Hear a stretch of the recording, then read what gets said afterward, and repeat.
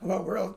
Excuse me. It is Thursday, November 17th, 2022, and looking out the window at Defiance. It's snowy. It's wintry weather today.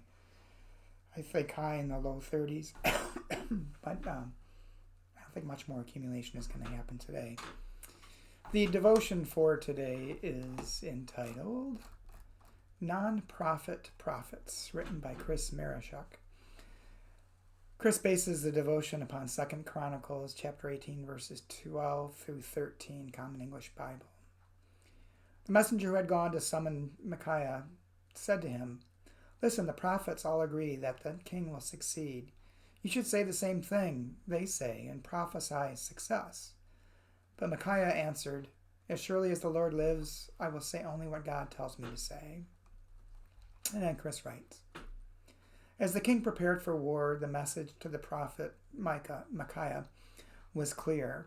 Fall in line and tell the king he'll be victorious, just like the other prophets did. Micaiah's response was equally clear. I will only say what God tells me to say. If God says victory, then it's victory. If God says otherwise, well, this is the speaking truth to power that we hear about. Micaiah knew the risk of not prophesying as instructed. But Micaiah answered to a higher authority. Warning the king of defeat, he was punished. Fixated on war, the king died in battle. The ancient desire for divine blessing of war and assurance of victory still thrives today. Plenty of prophets eagerly prophesize, speaking divine favor for the empire's violence and injustice, making some serious cash by telling powerful people that God is on their side. History shows that speaking truth to power comes at a cost, more often leading to persecution than prestige. How might we discern the difference between self-proclaimed and God-ordained prophets? When a prophet pleases power, the motivation is profit. When a prophet speaks truth to power, the inspiration is from God. When a prophet for profit speaks, people die. When a prophet of God speaks, the people thrive. And the prayer. Deliver us from those who claim your name for profit. Strengthen us to speak truth to power, no matter the cost. Amen. Well, a couple of things this devotion brings to my mind is one was I think it's a quote from Abraham Lincoln during the Civil War.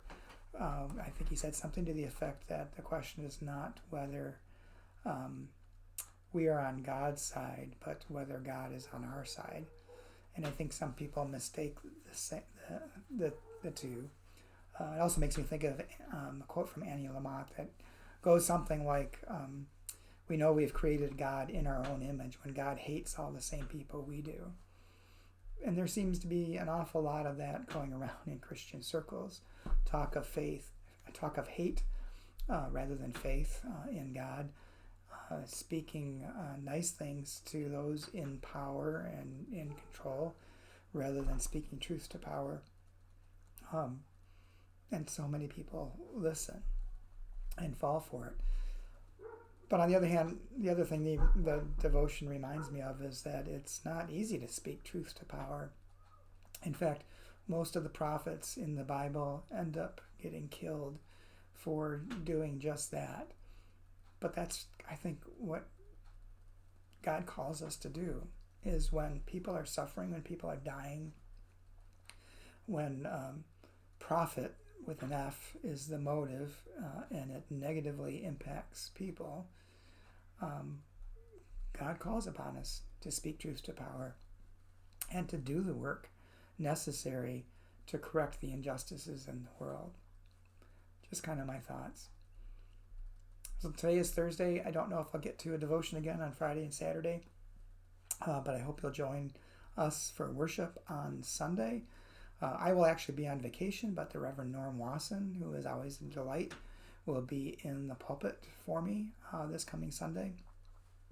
And then next week I am on vacation. I'm hoping I will do some devotionals during that time, but if I don't, I will definitely see you again at church on November 27th, the Sunday after Thanksgiving, where we begin a new series, new lectionary series called Women's Lectionary, which we will spend the next year exploring women and the feminine in the Bible. And I hope you'll join us for that. Hope to see you soon, and take care.